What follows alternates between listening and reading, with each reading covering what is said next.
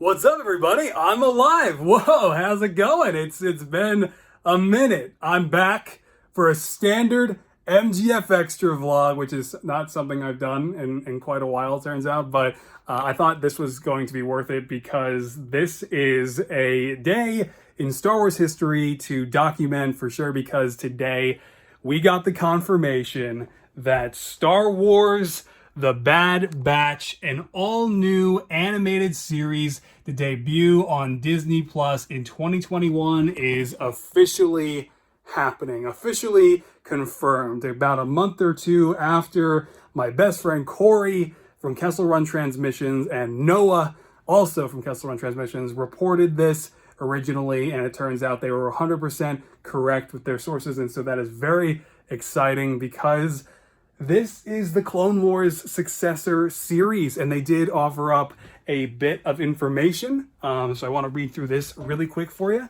So today, Disney Plus ordered its next animated series from Lucasfilm, Star Wars The Bad Batch. Fresh off the critically acclaimed series finale of Star Wars The Clone Wars, the Disney Plus original series will premiere on the streaming service in 2021. The series follows the elite experimental clones of The Bad Batch, first introduced in The Clone Wars, as they find their way in a rapidly changing galaxy in the immediate aftermath of the Clone War. Members of Bad Batch, a unique squad of clones who vary genetically from their brothers in the Clone Army, each possess a singular, exceptional skill which makes them extraordinarily effective soldiers and a formidable crew. In the post-Clone War era, they will take on daring mercenary missions as they struggle to stay afloat and find new purpose, giving new and this is a quote now, giving new and existing fans the final chapter of the Star Wars The Clone Wars has been our honor at Disney Plus, and we are overjoyed by the global response to this landmark series, says Agnes Chu, who is Senior Vice President of Content at Disney Plus. While The Clone Wars may have come to its conclusion, our partnership with the groundbreaking storytellers and artists at Lucasfilm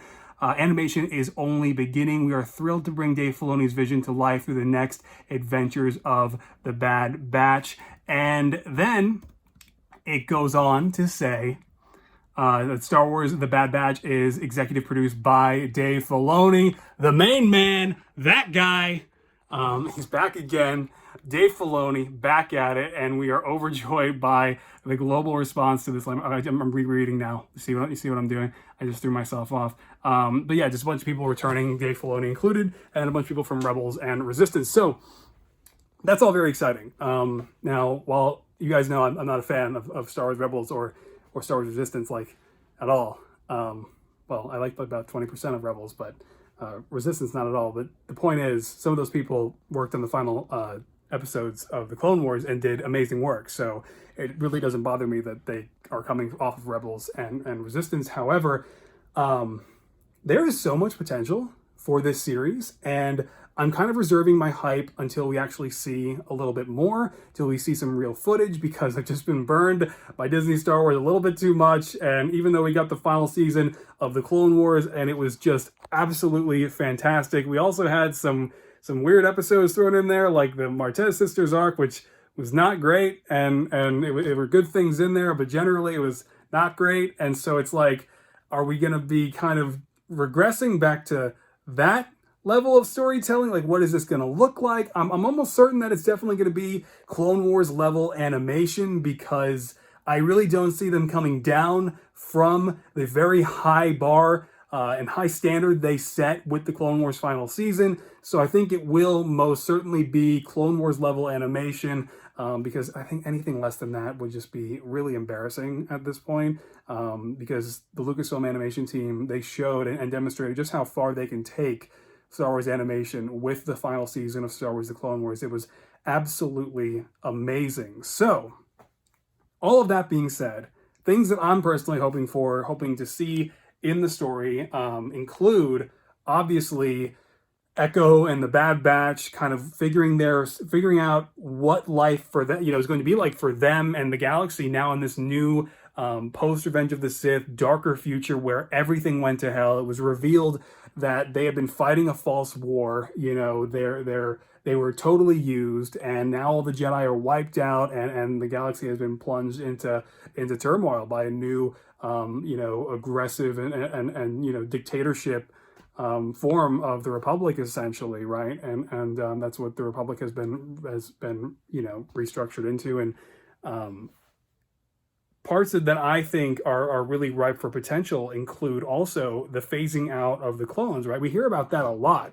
But when you really think about it, even though in new canon we see some clones and droids sprinkled about after Revenge of the Sith, it is kind of shocking that just a few million guys, a few million clones were just by like the snap of a finger, just in a decade or so, they were just gone.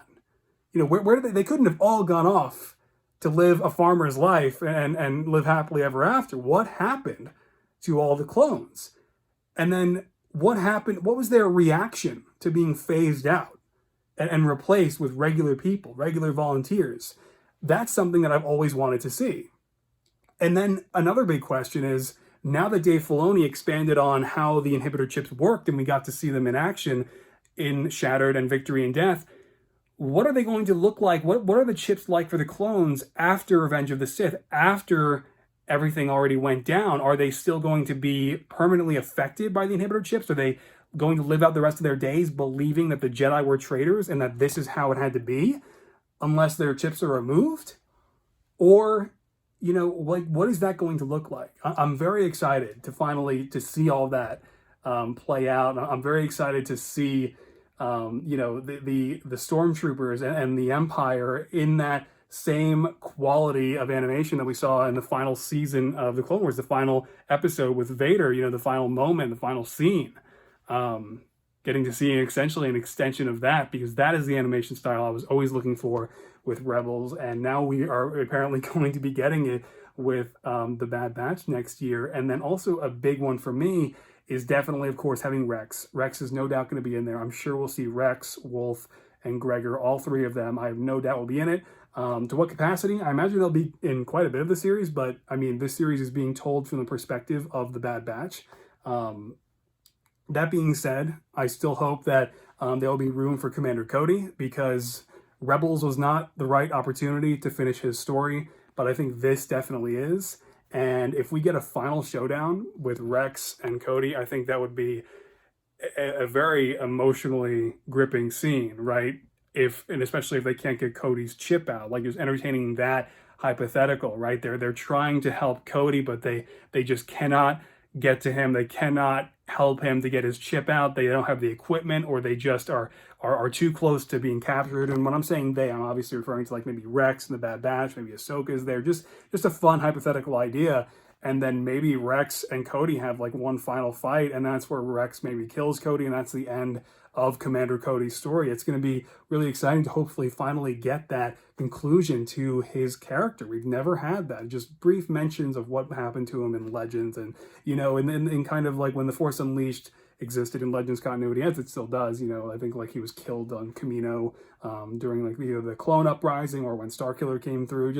We've never had a proper conclusion to Cody's story, and I think we're going to get it with the Bad Batch, and that's very exciting. And then obviously, Ahsoka can also be in it. To what capacity, though? That's still kind of like a big question mark, because she kind of had to leave and go off on Raeda and go into exile after Victory and Death, after Revenge of the Sith. So we'll see. I don't really see her being in it too much, probably much more sparingly. But hopefully when she is on screen, they actually do her character justice, unlike Rebels, when it really felt like 3 out of 5 of her scenes were always she was just kind of there, never doing anything. Besides like the street fight with the Inquisitors, and then like, her final scenes with Vader on Malachor. So here's hoping. We'll see how this goes. But I wanted to offer my thoughts briefly, get these up today, because we've got another animated Star Wars series in the pipeline, and this time it's the Clone Wars successor series, but for real. And that's exciting. I wish I could go back to 2013 to that kid who was getting excited for Star Wars Rebels and be like, hey man, this is not going to be it. But the Clone Wars final season, they're going to bring the series back for a final run of 12 episodes. The last 4 are going to be some of the most amazing bits of anything you've ever seen in your entire life, and then they will do the proper successor series. And so that's exciting.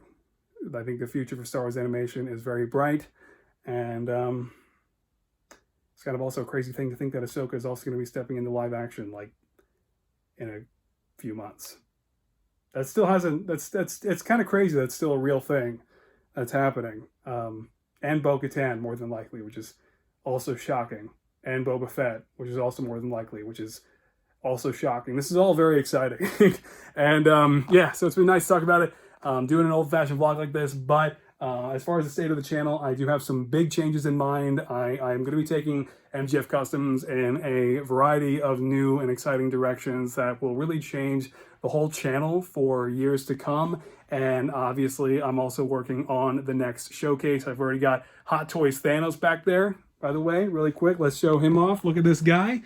Been so excited to finally get Armored Thanos by Hot Toys. Literally had this guy on pre-order for like a year and a half, and then I've been like paying him off like, you know, it felt like I think over the course of like 8 months, because then COVID happened, and so there were like delays and stuff, and that's just basically a figure that I've had pre-ordered forever, and I've been excited to eventually get, you know, the end Infinity Saga Hot Toys figure since like, you know, Infinity War was announced in 2014. So I mean, this is by far, I think, possibly my favorite piece of my collection now, next to Anakin Skywalker, also from Hot Toys. So room tour is happening. I'm closer now to doing the room tour than I've ever been. One trip to storage, and I'll be good to go. And obviously, I'm working on the next Avengers Endgame showcase now that the project is back on. Very soon, you'll be seeing the teaser for the Nano Gauntlet. There's a quick look at it, but I'll be hosting on Patreon first, and fun times, guys.